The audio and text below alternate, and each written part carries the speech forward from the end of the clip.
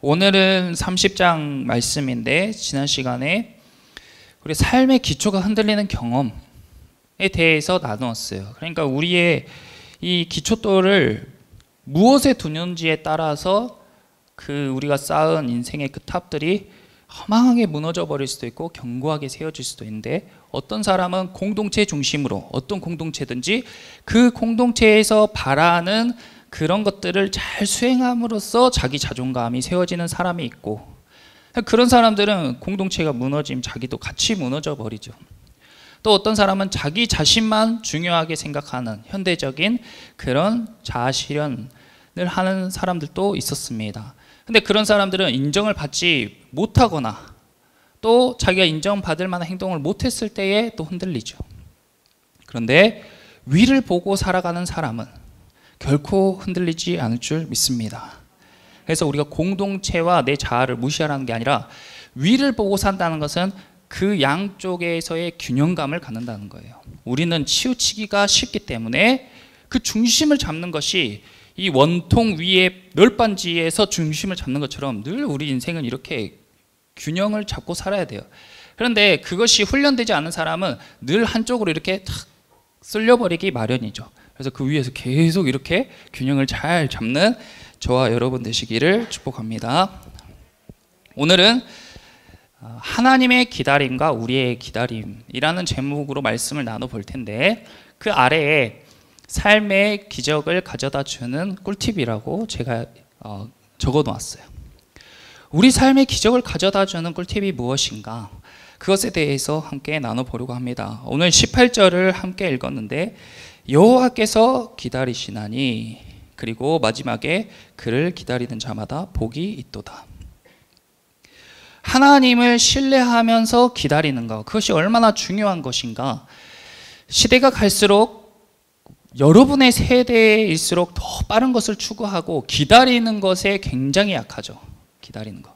예배 시간도 30분, 설교 시간도 15분, 20분, 1시간 넘어가면 막 정신을 못 차리고 2-3시간은 막 상상도 못하죠. 기다리기에 약하고, 성경책을 처음부터 끝까지 읽는 이런 기다림도 굉장히 견디기 어렵죠. 여러분들은 여러분들의 시대의 분위기와 여러분들 주변 사람들의 그런 분위기에 따라서 기다리는 것이 굉장히 어려운 시대입니다. 그런데 지금뿐만 아니라 과거에도 이 기다림은 어려운 것이에요. 우리가 우리 삶 가운데에서 이런 기다림을 묵묵히 견디는 사람에게 하나님께서 복을 주시는데, 우리가 하나님을 믿고 기다릴 때, 하나님을 잘 믿고 살아갈 때에도 무엇이 있냐면 고난과 고생이 있어요. 자, 말씀 봐볼게요. 20절 봐보세요. 주께서 너희에게 환난의 떡과 고생의 물을 주시나. 고생이 있단 말이에요.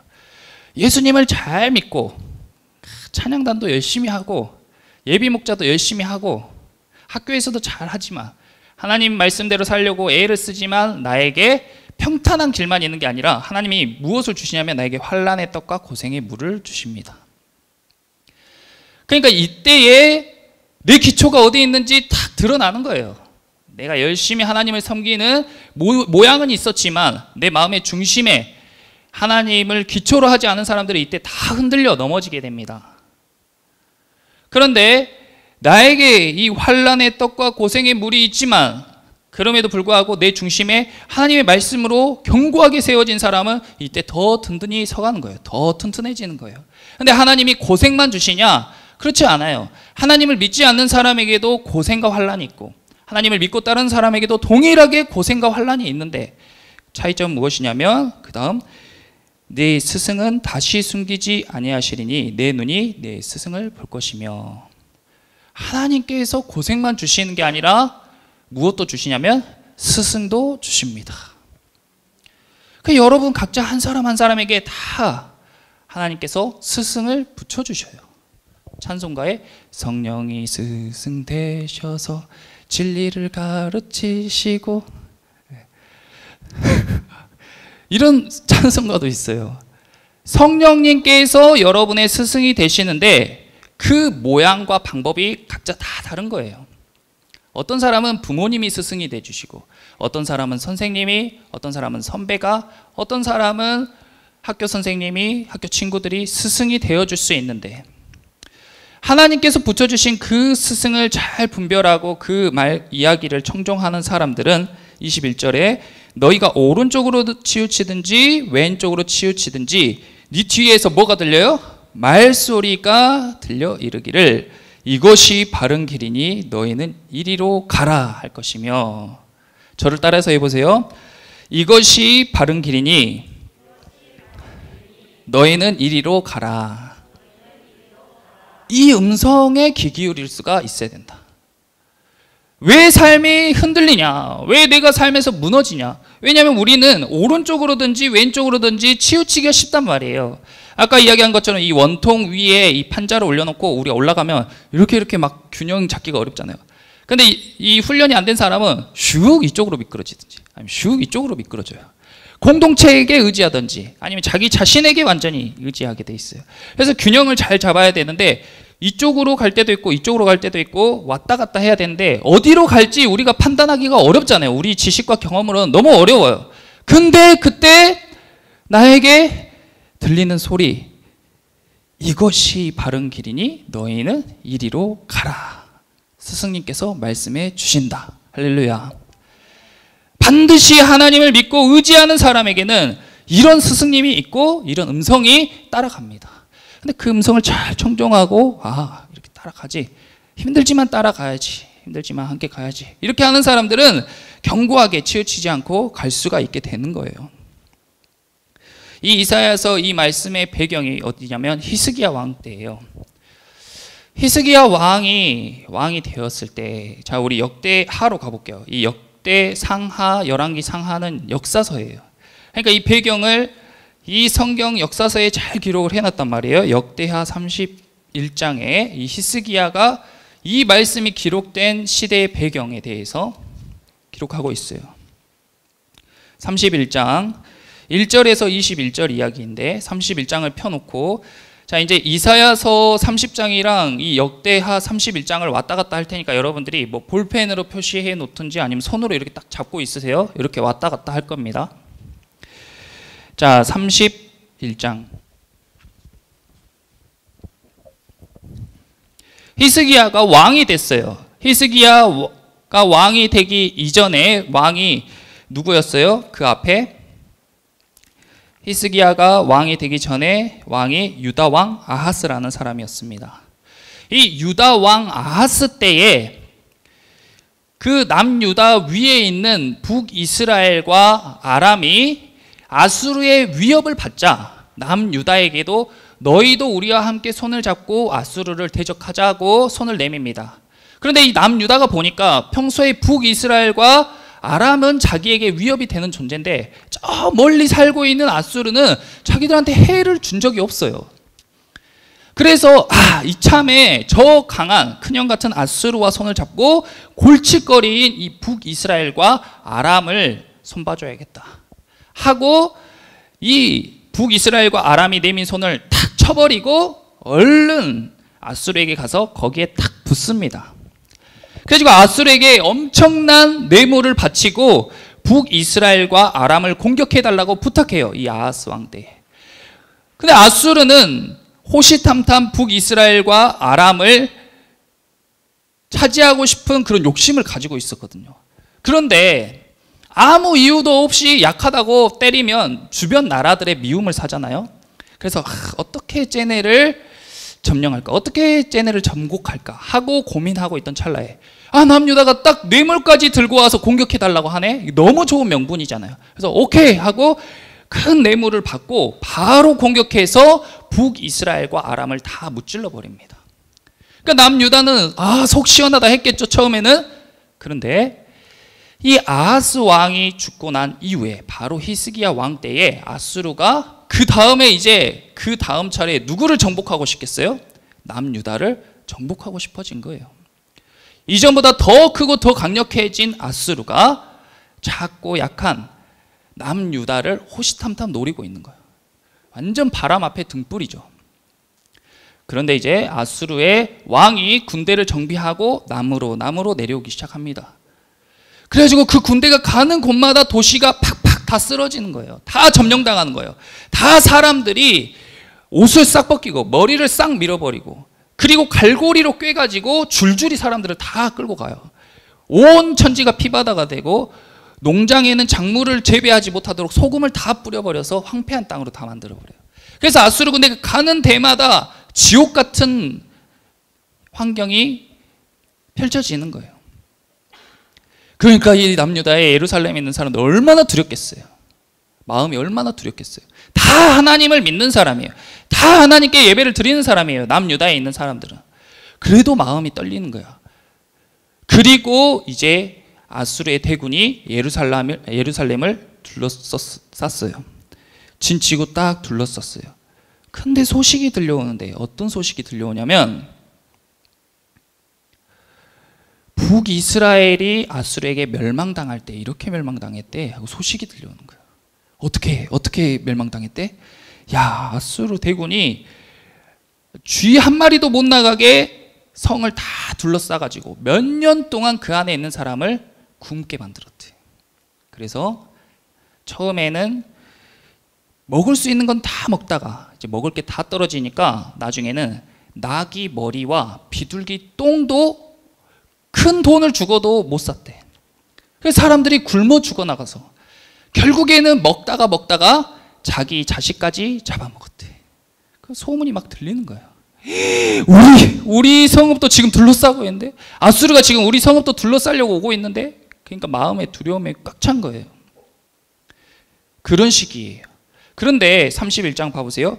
히스기야가 왕이 되던 시기에 어떻게 행동했냐면 제일 처음에 자기 우상들을 다 깨뜨리고 아세라 목상들을 찍어버리고 에브라임과 므낫세 온 땅의 산당들과 제단들을 제거하여 없애고 완전히 내 인생에 죄된 것들 막 다 끊고 다 버리고 정결하게 되도록 그렇게 나라를 정비했어요. 그리고 백성들에게 하나님께 감사하며 찬송하게 하고 3절에 보시면 히스기야 왕이 자기 재산 중에서 얼마를 딱 정해가지고 하나님의 율법에 기록된 대로 번제 곧 아침과 저녁의 번제와 안식일과 초하루와 절기의 번제에 쓰게 하고 아예 자기의 버는 것에서 일부를 딱 잘라가지고 매달 나가게 정기적으로 매주 나가게 정기적으로 하나님께 예물을 드리고 왕이 이렇게 하니까 어떻게 해요? 백성들도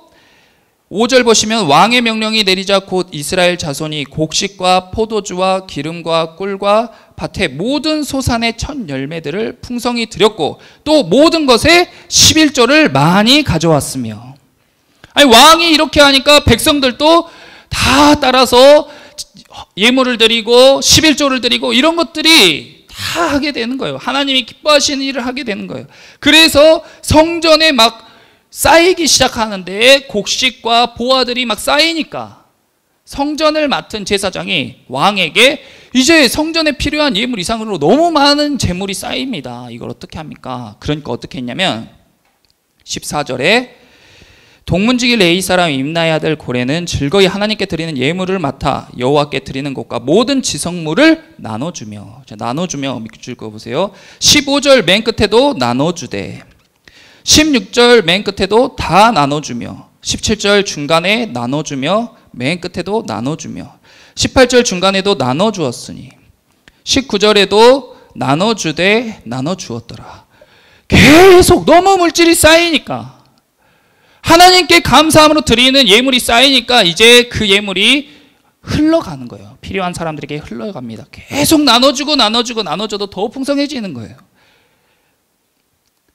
그러니까 20절 21절 보시면 히스기야가 온 유다에 이같이 행하되 그의 하나님 여호와 보시기에 선과 정의와 진실함으로 행하였으니 그가 행하는 모든 일 곧 하나님의 전에 수종드는 일에나 율법에나 계명에나 그의 하나님을 찾고 한 마음으로 행하여 어떻게 됐어요? 형통하였더라. 할렐루야. 여러분들 예배를 열심히 드리고 찬양하고 기도하고 나의 수입에서 일부를 딱 하나님께 드릴 줄 알고 하나님이 기뻐하시는 거죠. 그럼 그걸 또 필요한 사람들에게 흘러가고 나눠주고. 그런데 이렇게 열심히 신앙생활을 잘 하는 사람, 바로 그 다음 절에 32장 1절에 보니까 이 모든 충성된 일을 한 후에, 이렇게 신앙생활을 잘 한 후에 일어난 일이 뭐냐면 아수르 왕 사네립이 유다에 들어와서 견고한 성읍들을 향하여 진을 치고 쳐서 점령하고자 한지라. 내가 신앙생활을 잘하고 하나님께 기쁘게, 하나님이 기뻐하시는 일들을 열심히 잘했는데 나에게 돌아오는 결과가 뭐냐면 아수르의 대군이 나를 쳐버리는 거예요. 나의 삶의 기초가 완전히 흔들리는 경험을 하게 되는 거예요. 너무 사랑했던 사람이 세상을 떠날 수도 있어요. 큰 병이 들 수도 있어요. 내가 큰 사고를 당할 수도 있어요. 생각지도 못한 불행한 일이 내 삶에 겪을 수도 있어요. 나라 전체가 지금 자기 자식을 삶아먹을 수도 있는 이런 위기에 처하게 된 거예요. 이들이 한 거는 하나님께서 기뻐하시는 일을 힘껏 한 것밖에 없는데 이런 일이 일어날 수 있다는 거예요. 여기 다시 표시해 놓고 이사야서로 가보세요. 지금 이 시기입니다. 이 30장의 배경이. 이렇게 되니까 사람들의 반응이 갈리는 거예요.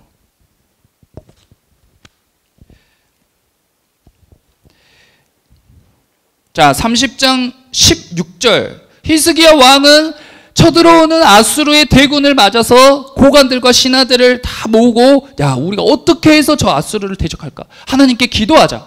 그리고 힘껏 성벽을 세우고, 그 이전에 아하스 왕이 뇌물로 다 아수르에게 돈을 줘버린 바람에 병사를 살 돈도 없어요.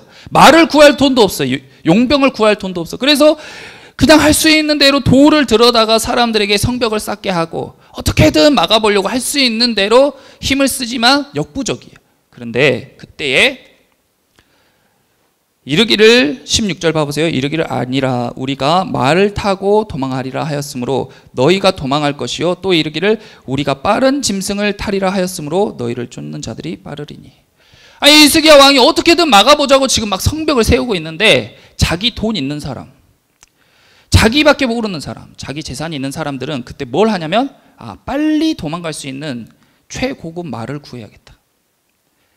빨리 애굽으로 도망가야겠다. 저 강한 애굽으로 도망가서 내 재산을 애굽 왕에게 바치고 거기서 한 자리 해야겠다. 나는 남유다가 망해도 상관없어 하고 말을 구하는 거예요. 빠른 짐승을 찾는 거예요.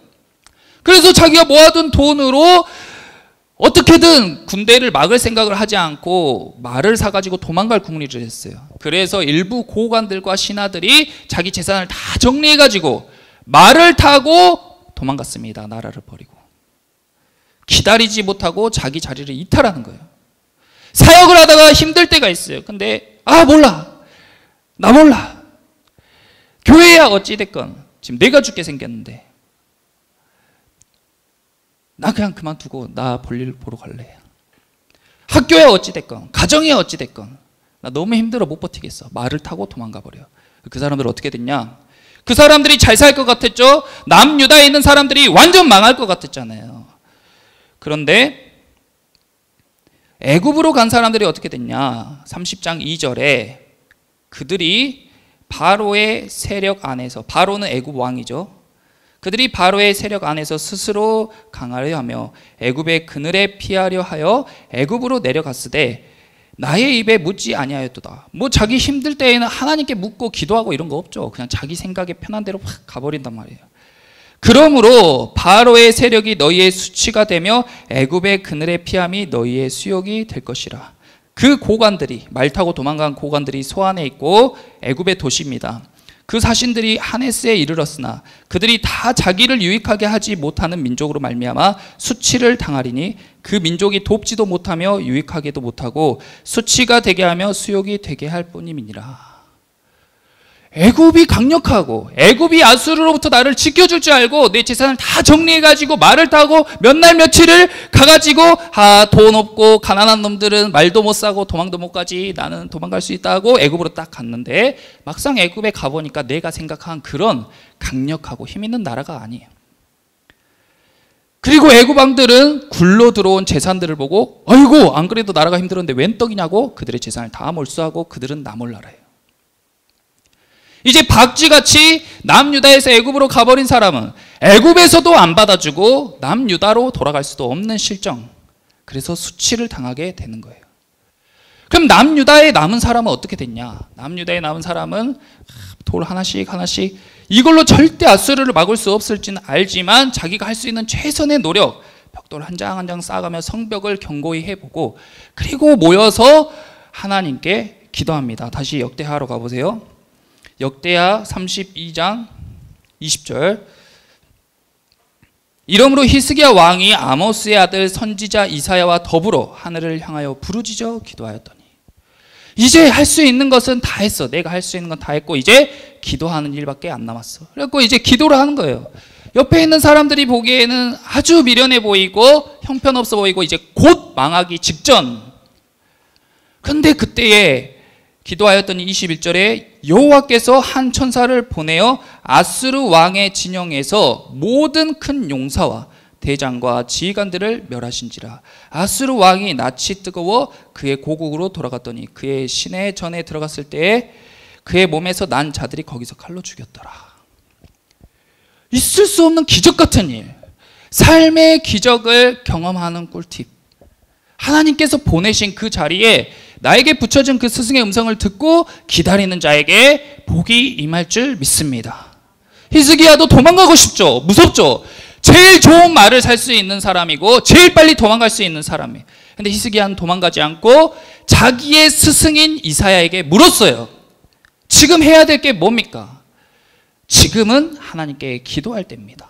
같이 기도합시다 하고 기도했어요. 두렵고 떨리는 마음으로 기다리면서 기도했어요. 그런데 그 엄청난 대군이 하룻밤 사이에 하나님이 보내신 천사로 인해서 다 몰살당해버린 거예요. 그리고 그 왕은 세상에서 가장 높아 보였던 그 왕은 자기 나라로 갔는데 자기가 낳은 자식에게 자기가 믿는 신전 앞에서 기도할 때 칼에 맞아 죽었어요. 가장 비극적인 죽음이죠.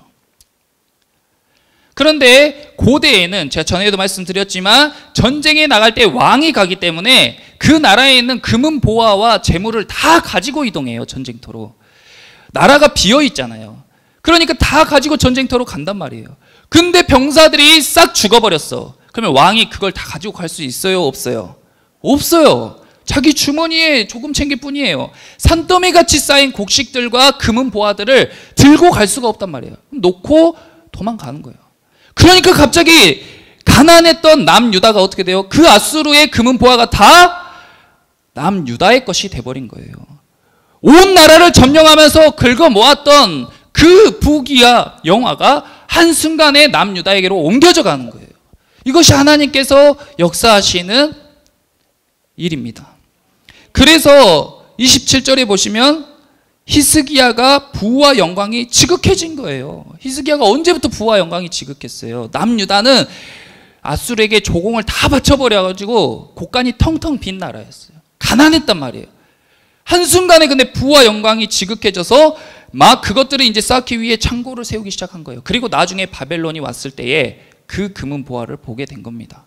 근데 이뿐만 아니라 22절에 보시면 이와 같이 여호와께서 히스기야와 예루살렘 주민을 아수르 왕 사네립의 손과 모든 적국의 손에서 구원하여 내사 사면으로 보호하심에 여러 사람이 예물을 가지고 예루살렘에 와서 여호와께 드리고 또 보물을 유다 왕 히스기야에게 드린지라. 이후부터 히스기야가 모든 나라의 눈에 존귀하게 되었더라. 할렐루야. 히스기야의 자존감이 확 올라갔죠. 위를 보고 살아가는 히스기야의 삶 가운데 기적 같은 일이 일어나고 전 세계에서 사람들이 막 이제 돈을 막 들고 와. 내 힘으로 벌려고 하면 절대 벌 수 없는 그런 돈이 막 갑자기 쌓이는 거예요. 막 갑자기 쌓인다고요. 그리고 존귀하게 여겨지는 거예요. 이것이 하나님을 기다린 사람들이 얻는 복입니다. 그런데 우리가 30장 이사야서로 다시 돌아가서 30장 18절을 읽을 때에 18절 마지막에 그를 기다리는 자마다 복이 있도다 이랬잖아요. 근데 이것이 히스기야가 받은 복인데 이게 전부가 아니고 18절 앞에 보시면 그러나 여호와께서 기다리시나니 하나님의 기다림이 있단 말이에요. 아니 그럼 하나님이 그렇게 큰 부와 큰 영광을 주시려면 바로 주실 수도 있는데 왜 고난의 떡과 환난의 물을 먹게 하는가? 왜 환난의 떡과 고생의 물을 먹게 하시는가? 왜 그런 시간을 하나님이 기다리시? 하나님이 왜 기다리셔요? 하나님이 우리를 그런 고통 가운데 보는 게 더 괴로우시잖아요. 더 답답하시잖아요. 왜 이스라엘 백성들이 이렇게 바닥을 칠 때까지 기다리시냐고요. 하나님이 왜 기다리셔요? 그것이 8절에 기록되어 있어요. 8절 보세요. 하나님이 왜 기다리셨는가? 우리에게 주시고자 하는 복의 가장 궁극적인 복이 그런 돈과 명예와 그런 것들이 아니에요. 8절, 이제 가서 백성 앞에서 서판에 기록하며 책에 써서 후세에 영원히 있게 하라. 할렐루야. 이것이 바로 하나님께서 기다리시는 이유고 우리에게 주시길 원하는, 기다리는 사람들에게 주시기 원하시는 가장 궁극적인 복입니다. 하나님께서 왜 기다리시냐? 너희 속에 악한 것이 있고 너희는 나약하고 너희는 불의하고 너희 안에 착한 척하고 다 앉아있지만 너희에게 연약함이 있어서 다 내가 필요해. 그것을 너희가 경험하고 스스로 나에게 찾아오게 만들기 위해서, 그래서 우리의 악함이 다 드러나기까지, 우리의 연약함이 다 드러나기까지 기다리신 거예요. 그래서 이스라엘 백성들은 바닥으로 입으로는, 행동으로는 하나님을 섬긴다 하고 있지만 점점 마음은 바닥으로 떨어지는 거예요. 그래서 자기 안에 악한 것과 어두운 것이 다 드러났을 때 그걸 세세히 다 기록하게 했어요. 그래서 그 기록한 것을 후대에 우리에게 전해주신 거예요. 그래서 우리는 이것을 보고, 아, 내 안에도 이런 게 있구나, 나도 이렇게 될 수 있겠구나, 내 삶 가운데도 이런 경험을 했구나 하고 알게 하시는 겁니다. 그래서 우리가 하나님을 찾게 하는 거예요. 주의 얼굴을 구하는 세대가 되게 하여 주신 것이 하나님께서 우리에게 주시는 가장 궁극적인 복입니다. 그래서 나니아 연대기를 쓴 C.S. 루이스는 이 성경을 하나님의 작은 성육신이라고 했어요. 우리가 볼 수도 없고 알 수도 없는 하나님, 절대로 우리는 알 수 없는 그 하나님을 하나님이 굳이 인간의 언어로 자기를 나타내셔서 성경책에 기록해 주시고, 이것을 통해서 우리가 하나님을 보고 하나님을 알게 되기 때문에 이것을 작은 성육신이라고 이야기하는 겁니다. 그래서 우리는 구약시대에 홍해가 갈라지고 막 해가 거꾸로 가고 이런 기적을 경험한 사람들을 부러워하지만, 오히려 구약시대 사람들은 성경을 늘 곁에 두고 읽을 수 있는 우리를 부러워할 것입니다. 그리고 예수님과 동행했던 12 제자들을 우리는 부러워하겠지만, 신약시대의 사람들은 3년밖에 예수님을 만나지 못해서 같이 있을 때 뭘 깨닫지 못했어요. 그런데 이미 뭔가 알 때쯤이면 예수님과 함께 동행할 수 없는 실정이었죠. 그런데 그 사람들이 보기에 우리는 죽을 때까지 하나님의 말씀을 곁에 두고 읽을 수 있기 때문에 그 사람들이 우리를 부러워할 것입니다. 그래서 하나님의 기다림과 우리의 기다림이 우리의 삶 가운데 기적을 가져다 주는 팁인 거예요. 여러분이 이제 성경을 곁에 두고 읽어야 됩니다. 성경을 읽는 것이 우리의 가장 궁극적인 복이에요. 나의 삶의 기초에 하나님의 말씀으로 세운다는 것은 성경이 내 인생의 기초가 된다는 거예요. 그래서 이 성경의 말씀이 스승이 되셔서 이리로 갈지 저리로 갈지 하나님께서 이 말씀을 통해서 이야기해 주시는 거예요. 이것이 바른 길이니 너희는 이리로 가라. 우리 그 음성에 청종하며 하나님의 뜻대로 하나님을 의지하면서 인생이 흔들리는 경험을 하지 않고 굳건한 반석 위에 굳건한 믿음을 세우며 여러분의 인생 가운데 궁극적인 행복과 감사와 기쁨을 경험하시는 저와 여러분 되시기를 예수님의 이름으로 기도합니다. 기도하겠습니다.